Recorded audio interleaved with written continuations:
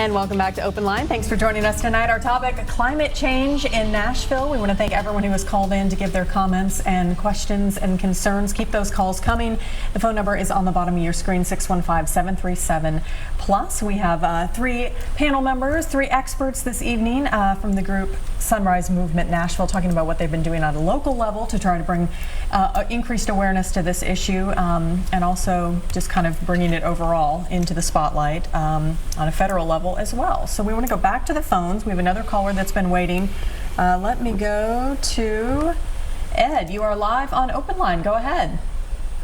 Well, good evening, folks. You're talking about the Nashville and the pollution of the air and so forth. We've got the cleanest air that they've had in years. If you went downtown in the late 40s, 30s, I'll guarantee you, you just about had to put a mask over your nose to maybe breathe good, because it was bad, because the industry, those smokestacks and everything that they had down there at that time was just unreal. Now the little lady there and the young man there both said that they're fighting for the future. Now that's a generic term. Would you please just explain to us what exactly you're fighting for? And this thing about we've got about 11 years left, forget that mess. I've been hearing that, and I'm 78 years old, and I've been hearing that since I was knee-high to a tadpole.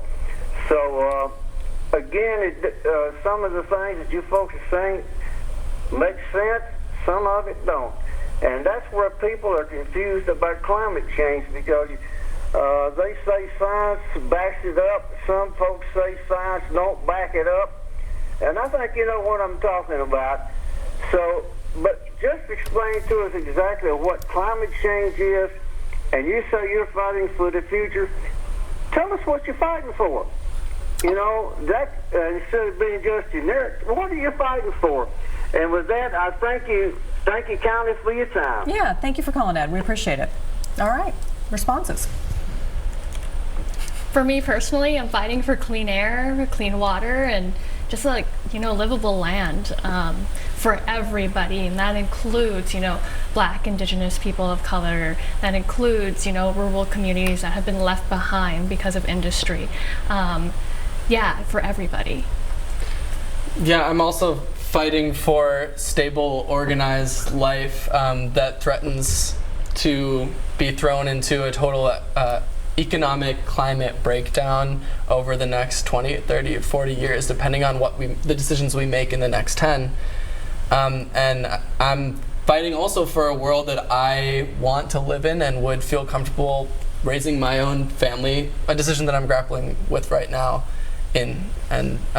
It's extremely scary. It's extremely scary, and I challenge you, if you haven't looked at the numbers and looked at the projections yourself, I challenge you to actually sit with and read the kind of reports that are coming out specifically of the UN. Yeah. I agree with Carolina and Eli, and I would like to add that I'm fighting for radical, immediate change, and I'm fighting to make all of the global goals that the UN has promised a reality. So that means clean, livable space for everybody. That means access to food, water, and shelter. That means safety and security. Because I think the dissonance with the climate emergency that I've been hearing a lot is people think that it's just, it's getting hotter, or the seasons are changing quicker, and that's part of it. That's part of global warming.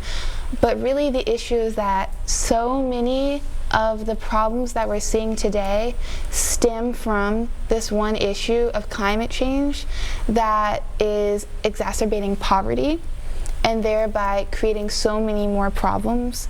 And we see these problems and we want to talk about them as if they're separate issues, like sexual violence, like displacement, like not being able to breathe clean air. And we want to talk about these issues as if they are over here and climate change is in its own box. But really, it's all related, and the cycles that we're seeing in low-income neighborhoods with gun violence is even a cycle of climate change. So really, what I'm fighting for is immediate change, because we don't have even 5 years to wait. I want the UN, I want Congress, I want the people in power to step up today, tonight, and make the right decisions so that we can make sure that everybody has an equitable and equal chance at a future. And I know that saying a future is a very abstract term, but there's really no other way to put it in less alarming terms other than saying that's probably the less alarming term, because the real fact is that we're in the beginnings, as this has been echoed by scientists, but we're in the beginnings of a mass extinction. So I'm fighting to prevent said mass extinction. And the caller also mentioned the timeline. You guys have mentioned the 10 years, why this is such an immediate issue. Explain again why you feel this has to be done now.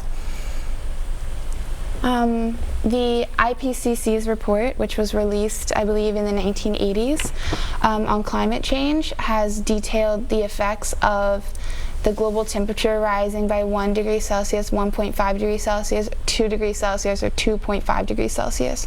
And in these incremental changes, which are said to occur over the next 10 years if we do not make immediate changes to how we're living, are said to be lethal and to primarily affect people living in African cities, cities along the coasts, and already at-risk people. As well as the IPCC has also detailed that the burning of fossil fuels will continue and will continue to just sit in our atmosphere and act as a kind of blanket, and will make it harder to breathe. And all of these things will continue in this timeline. Okay, we're going to wrap it up. We'll come back in just a moment with more Open Line. Stay with us.